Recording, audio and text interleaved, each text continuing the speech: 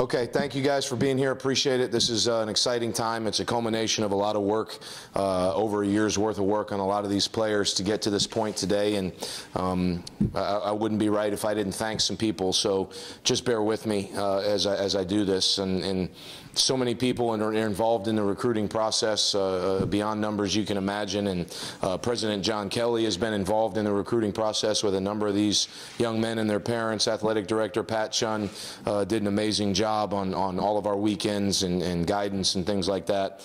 The high school coaches throughout the state and from out of state that we reached out to have all been stand-up throughout the process. All of them, our coaches obviously did an amazing job. It all starts with the area coach, and then we cross-recruit with position coaches, and coordinators get involved throughout the process for their respective sides of the ball, and did an amazing job.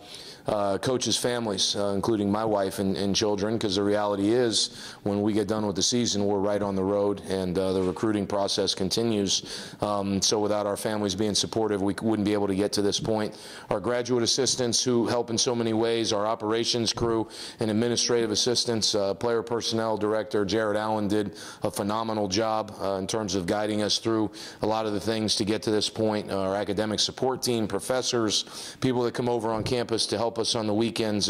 Without all those pieces and all those components, there's no way we put together a class that we're very proud of.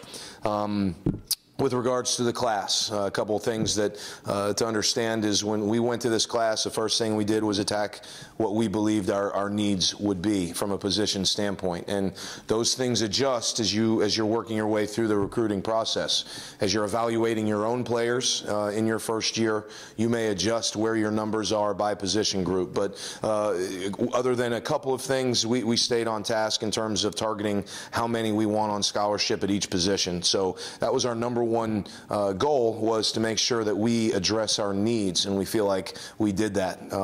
Second thing is when I got hired December 17th of 2013, we talked about the I-4 corridor down from Tampa, Orlando, that part down being our first priority in terms of where we were going to recruit and where we were going to pick guys up. We have 20 guys in this class from that area, and I'm excited about that. And it's these are high quality players. A number of these players had high level offers. Some of these kids had major BCS. Some of them playoff level offers as you go back to their spring offers at that point. So we're excited about the fact that we were able to address our needs, first with the area that we knew we were going to focus on. 6 from Palm Beach, 5 from Broward, 3 from Dade is what we ended up with. So we're excited. We went out of state on 4 players. Again, you go right back to the needs. 2 offensive linemen, both from the Midwest. Bart Miller did a great job of going up there with a purpose, and that was to find kids that we thought could help us up front with the offensive line. And, you know, we're excited about Jack Brashears from Illinois, Brian Beck from Wisconsin, 2 kids that will bring a lot of things to the table when they come down here. We went outside for a wide receiver, obviously with Ralph Leonard out of Starkville, Mississippi, tremendous player, and I'm excited to get him here. He's an outside receiver. He has length. He's tall. He can run. Got a chance to see some of his all-star clips, which did not make it to Huddle yet, I think, when I was in the school, and he's making some phenomenal catches over major SEC commitments. So it's exciting to see where we can go with him. And then obviously Chandler Dexter, our mid-year tight end, who's here. Like I said, many of our signees had an impressive offer list, but that was never a motivator in terms of us recruiting them. We have the advantage of geography with the majority of our players, with most of them being within a 3 to 4 hour drive, which means we have an opportunity to do a lot of background research and getting to know these players. And we like what all these kids bring to the table. We have a lot of players coming from winning programs, championship level programs, and so we're excited about the fact that they're coming in, most of them from programs that know how to win, and we want to bring that into our locker room. Like I said, the offer list was not a motivator. We wanted to fulfill the needs of Florida Atlantic. As you may know, just leading into questions, per NCAA rule, I'm not allowed to talk about anybody that didn't send paperwork into us today. So without anything else, I'll open it up for any questions that you guys have.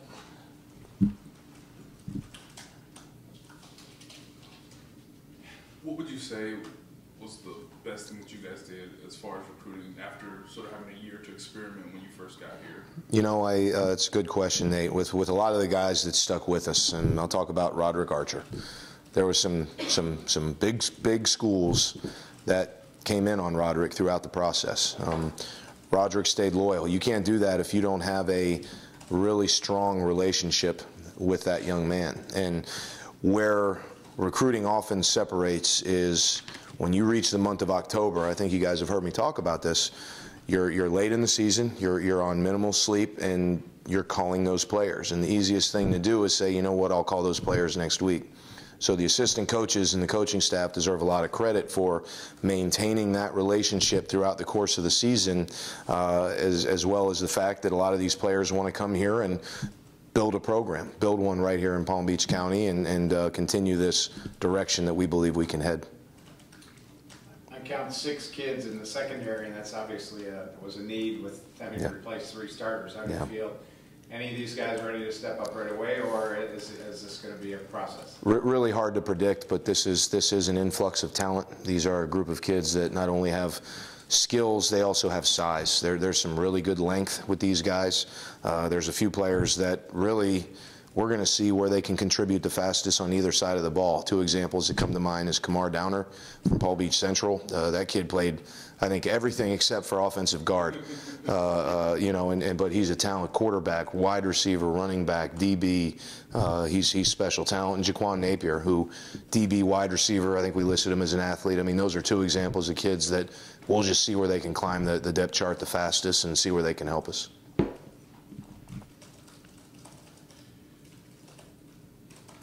Linebacker was also another. That was another need for you guys. How do you feel everything went?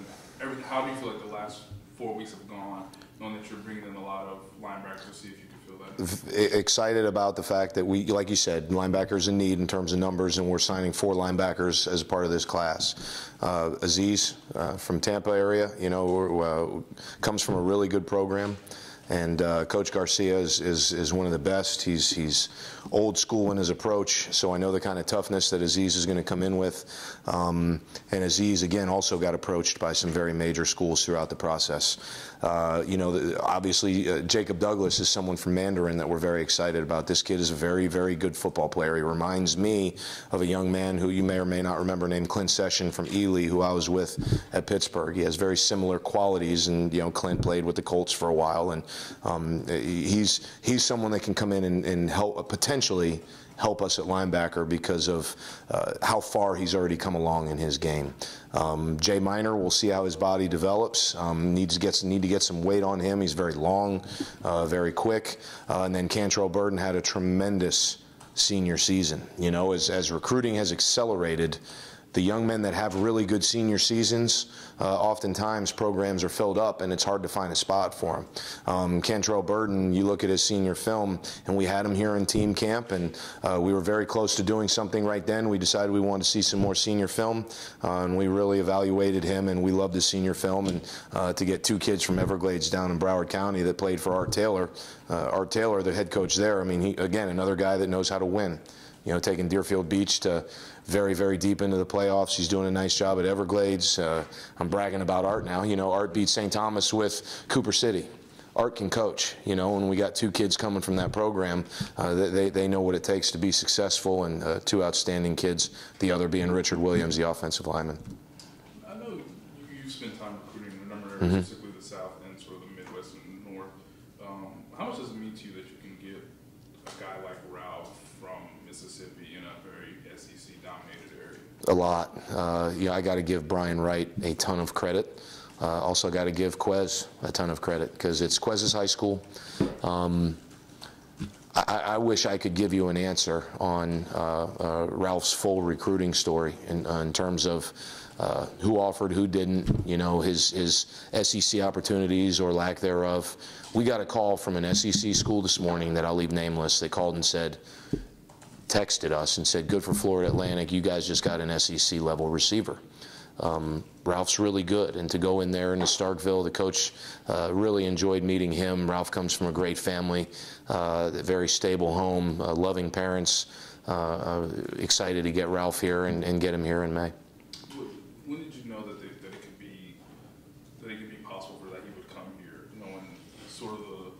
the other schools that were sort of circling him at around? Sure. I think through the process of those phone calls, and we do a lot of our phone calls together on Wednesday nights during the season. So as we're passing the phone around and you hear Ralph warm up and start to tell some more personal stories, you start to think, okay, we're earning some trust here.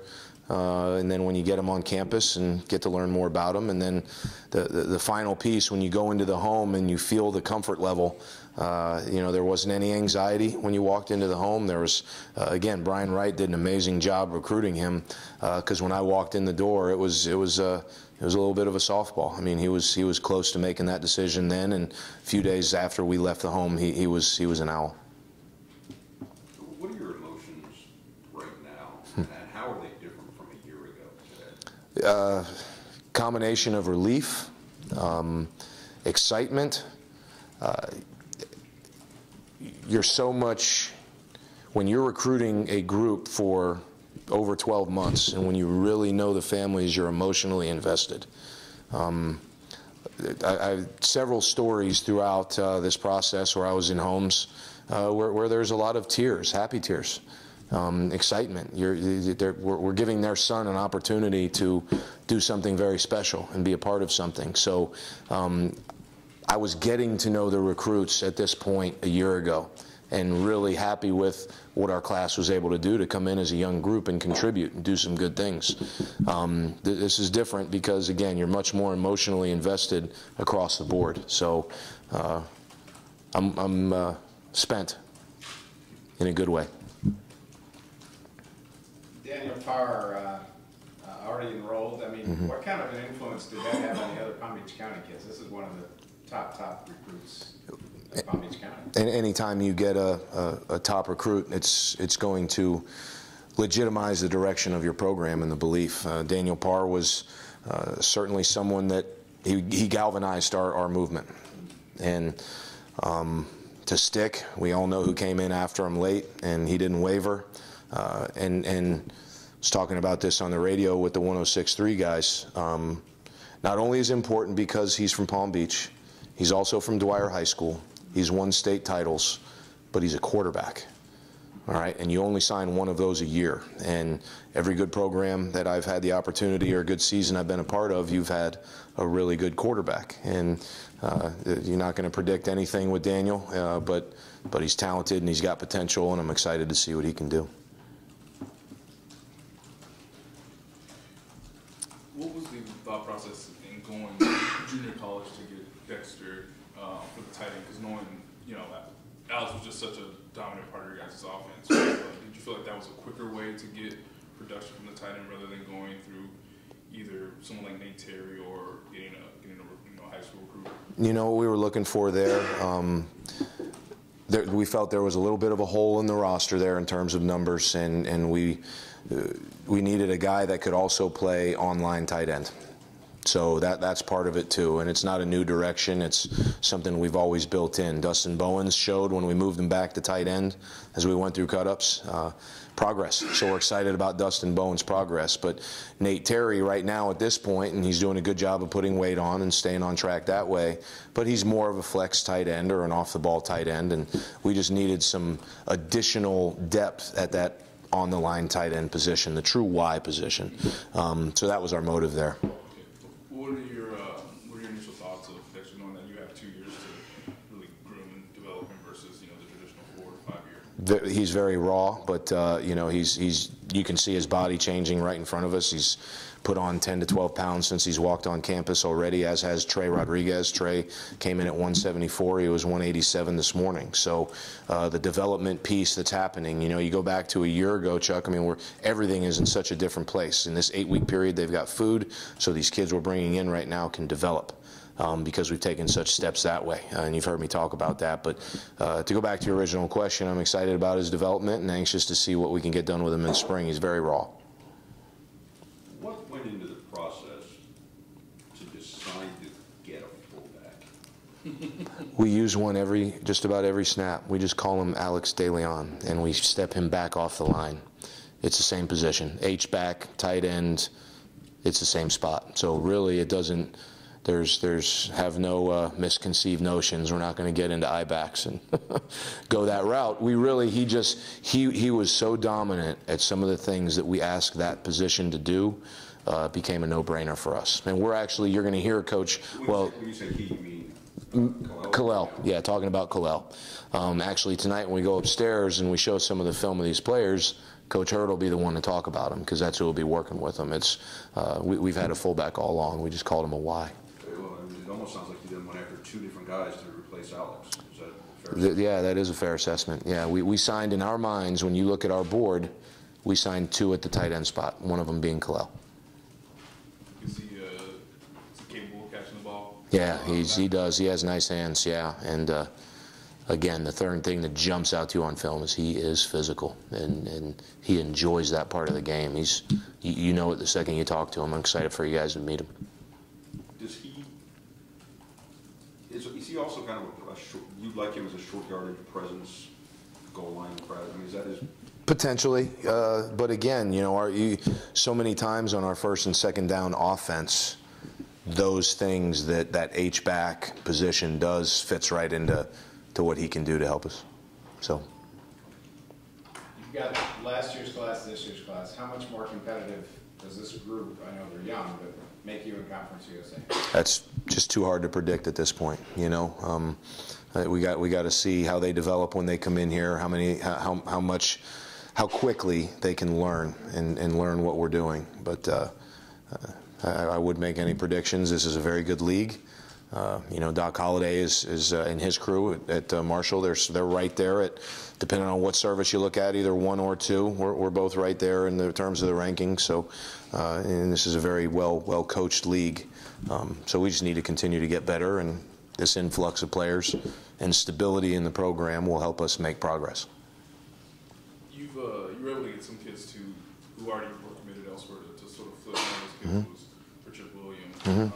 How much does it mean to you to get a kid late in the game like that, and especially against a rival school like FAU in the conference? Just excited to get Richard Williams here.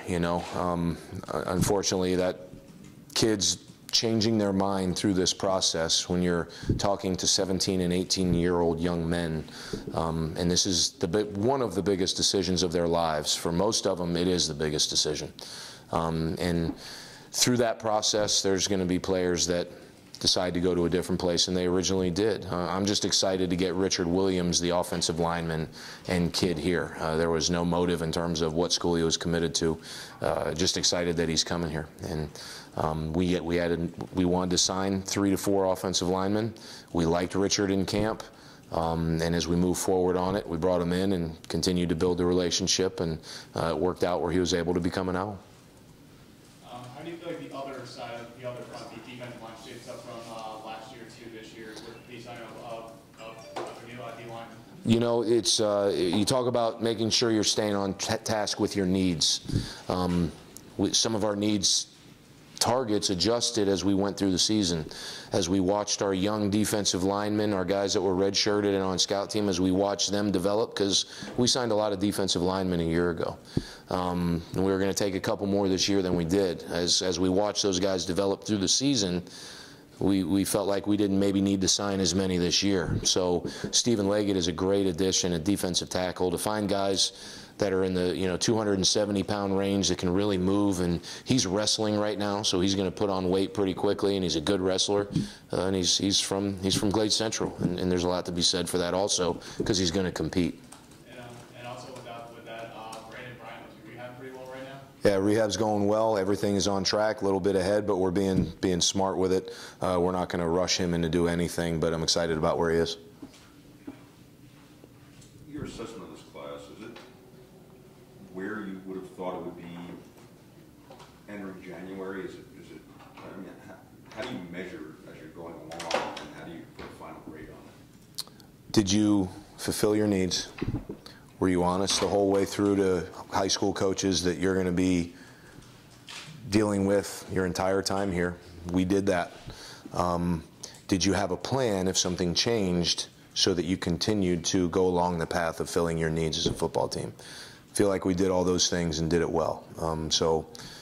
In terms of getting a grade, I'd give our assistant coaches an A in terms of what we were able to accomplish with this class. How important for your sanity, I guess, emotional state, was it to get Burden on board last night as opposed to having to wait a little bit longer to see how today's events played out? Well, it fit right into our plan. Like I said, when things change and things adjust, do you have a plan? And we clearly did. So we knew that we were shooting for 4 linebackers. We ended up signing 4 linebackers and 4 that we're very excited about. So that's a big part of recruiting, is understanding that things are going to happen, that you've got to continue to maintain relationships. And that put us in position where we got a kid who had a really, really good senior year who has talent. You sound pretty, comfortable and pretty, happy with the way things have gone. Mm-hmm. If this is sort of the victory you wanted, would you say that this is even more pivotal moment than, say, any of the wins last year? I mean, how would you rank? You talking about in the recruiting process, taking this day to a year ago? Yeah. I just think it's different, Nate, and when you're coming in and you have roughly 6 weeks to put together a class, and very excited about that class. I mean, you look at the contributions of Buddy Howell, and again, some of these D linemen that Chuck, you saw because you're at practice most days, and Nate, you saw some, and their progress is exciting, and this freshman class that played for us this past year will have an impact on the future. It's different because we've been recruiting the majority of this class for 13 months. We're deep into relationships with a lot of kids from the 2016 class. Segue for you on your warning. You don't have to type that, of course. But again, you're 13 months in, and guys, we've got relationships with some kids that we've had for a long time that it didn't work out for them to come here. That's part of it, and those are stories that'll never get written or typed. But you build some really close relationships with some amazing people, and that to me is the reward of recruiting. I love recruiting. I love walking into a home and feeling the family's pride in the young man that is making this decision. Wherever he ends up going, there's nothing like it, because it is a special opportunity, and the amount of things that some of these families have been through and the love you feel walking into a front door, you can't get that, I don't think, in any other way other than to go through the process for 13 months. And now I travel and see all of our commitments and get to go into that home oftentimes for that final piece, and I love it. Would you say that this is the biggest moment or the best moment or the best day in the program's history since you came on board? I'd say it's a part of the process, to be quite honest with you. We won today.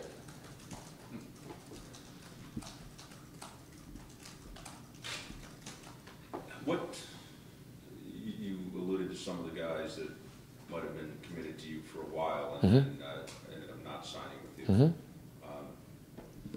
It seems like their commitment, even though they weren't here, carried some weight in building the guys that ended up here. Is that a fair assessment? I think it's a very fair assessment, and quite honestly, I think it is a tribute to the potential of this program.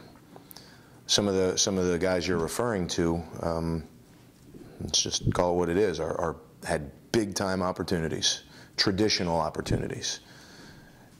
They allowed a number of the people that are in our class to recognize that Florida Atlantic is also a big time opportunity. It brought people on campus. It allowed us to build relationships to the point where we've got the opportunity to sign a special class, which we did.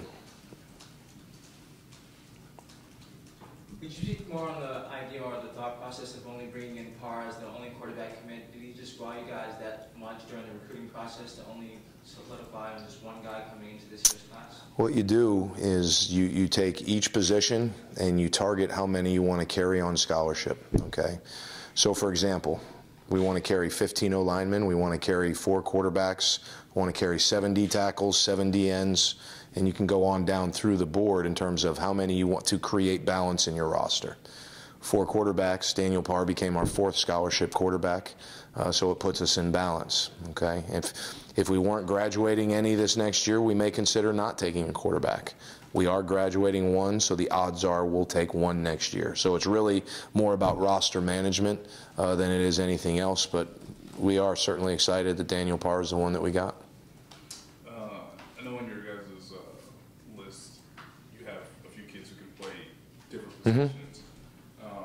For someone like James Brunson, I mean, will he be used primarily as a wide receiver, or how much thought can you put into it before getting the letter today? We took him with the thought process of he's a receiver primarily. Where we see him as a possible hybrid is he's most likely in the slot position, but could do some things. He's got some length, Nate, so he could do some things at the outside receiver position as well. So that's where his versatility lies right now. Do you have anybody who might step into Lucky Whitehead's shoes? Well, I'll tell you right now. Sorry. no problem. Bussy is someone who has, yeah, I mean, really, I'm thinking on roster right now. Bussy, you know, he is kind of being announced with this class, but Trey Rodriguez is someone that is excited. Strength coaches and players. I've heard a lot from our players about some of the things he brings to the table. You can't replace Lucky's production. You can't count on replacing that with one guy. It's going to take a couple to be able to do what he did this past year, because Lucky's special. Hopefully we get to that point as we move through the season. Didn't take my segue, Chuck. I'll do it. No, I'm kidding. I know the majority of national signing sort of ends today, or sort of completed, but are there kids that you have talked to today who have yet to commit and possibly think about bringing in? There's not, no. Right now we're done with this class, and no, so that's it. Do you feel like you're behind for 2016 without a commitment already? I don't. You know, you think you think back to a year ago. To go back to the question you just asked me. You know, some of those guys that had committed to us around this time are what helped galvanize us. That has happened.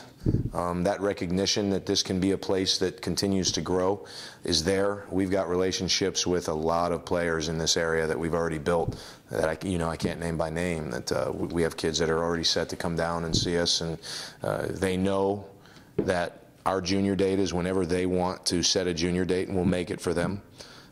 So we're excited about. Thank you. We're excited about continuing to build those relationships. It's important to get 1 or 2 on board early, just to try to get that momentum again, or is each class kind of its own little entity? They are. They are their own entity. So I think when we get a few kids that are ready to jump in the boat, we'll make sure it's the right fit.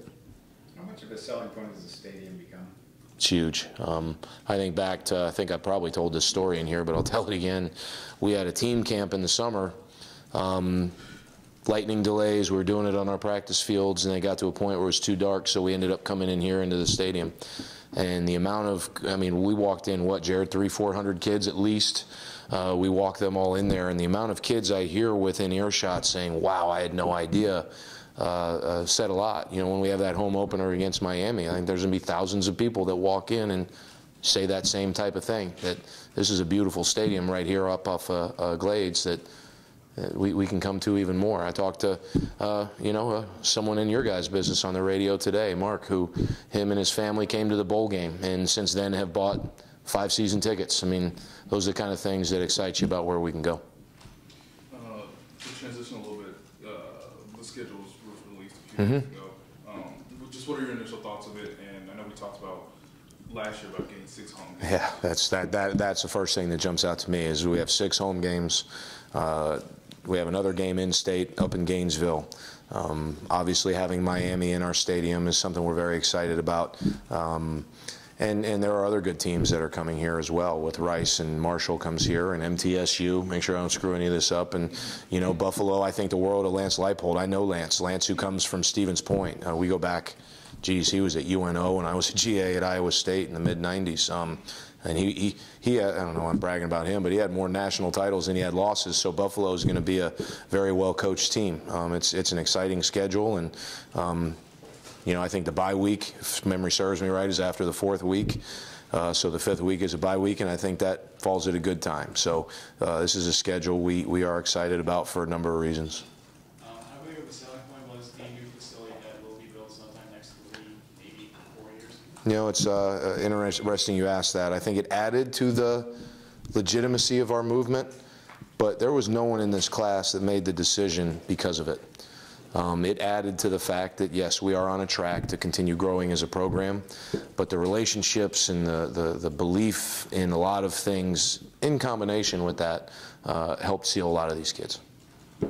When you think about the schedule as a whole, I mean, it's markedly different from last year. You come in and there's Nebraska and Alabama. Is that where we went? Indeed, yeah, and a trip to Wyoming on Yeah. 3 out of 4. I mean, just how much of a relief is it that to just have something different or not particularly that schedule? Last year had its challenges. To go to 2 programs that have a lot of tradition and we're in the place we were in helped us identify some things. You know, we come back home, we win the first home game, and then we go to Wyoming, and it slips through our fingers. Who knows what happens, guys, if that doesn't happen at the Wyoming game, but bottom line is we need to win games in the 4th quarter, irregardless of schedule or who we're playing, and that's going to be one of our goals in this offseason.